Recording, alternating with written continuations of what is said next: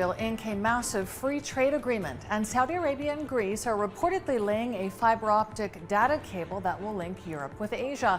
You're watching the Daily Brief with Forbes. I'm Ramia Faraj. The UAE and Israel have inked a free trade agreement, Israel's first big trade accord with an Arab state that reduces or removes tariffs. It targets lifting annual bilateral trade to over $10 billion annually within 5 years.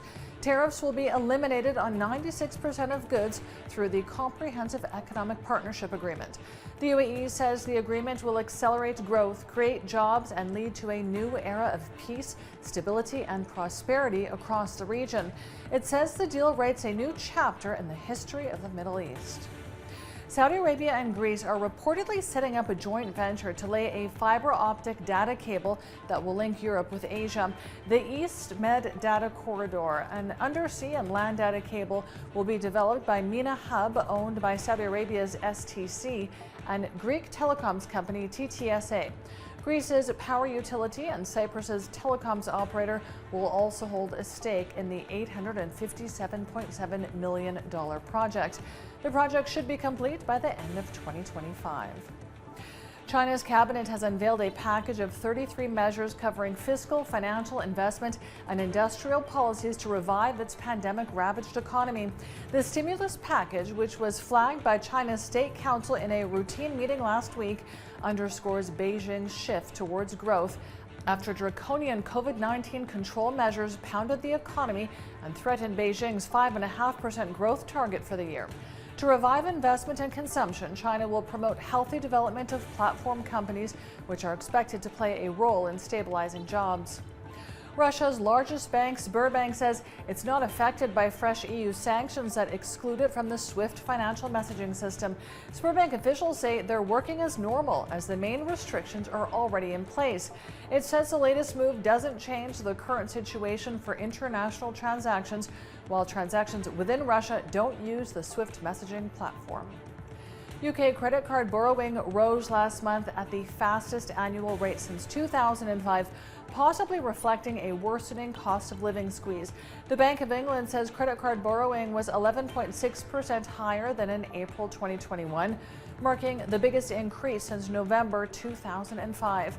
Overall consumer credit, which includes personal loans and car finance deals, rose by 5.7% year-on-year. The increase in borrowing came despite business surveys showing signs of a marked slowdown in demand, particularly among consumer-facing companies. BTEricsson have struck a multi-million-dollar partnership to offer private 5G networks to businesses across Britain, enabling them to deploy IoT and other technologies quickly and securely. Private 5G networks mirror public 5G, but connectivity is limited to a group of devices in a dedicated space, such as a factory, a port, or a campus. The British company is working with Sweden's Ericsson, a leader in 5G, both in deploying and operating the networks. Billionaire activist Nelson Peltz will join the board of Unilever, heaping pressure on the London-listed group as it reviews its strategy. Unilever shares jumped 7% on the news that Peltz took a 1.5% stake and will join as a non-executive director from July. It's Peltz's latest move on a consumer goods company and likely to increase pressure on Unilever for a bigger revamp of strategy after an unsuccessful $63 billion attempt to buy GlaxoSmithKline's consumer healthcare arm earlier this year.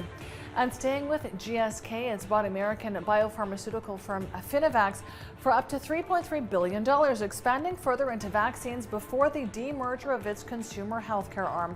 The London-listed company has agreed to pay $2.1 billion upfront and up to $1.2 billion in potential development milestones for Affinivax. Affinivax is pioneering the development of a novel class of vaccines, the most advanced of which are next-generation pneumococcal vaccines. Let's take a look now at today's Forbes Real-Time Billionaires ranking. It tracks the daily ups and downs of the world's richest people. Our biggest winner today is LVMH's Bernard Arnault and family, up $3 billion with net wealth of $156.8 billion. Our second biggest winner today is Reliance Industries' Mukesh Ambani, up $2.2 billion with net wealth of $98.2 billion. And our third place winner is Tencent's Ma Huateng, up $1.9 billion with net wealth of $38.4 billion. Check out our website and our social media for all of the latest Billionaires news.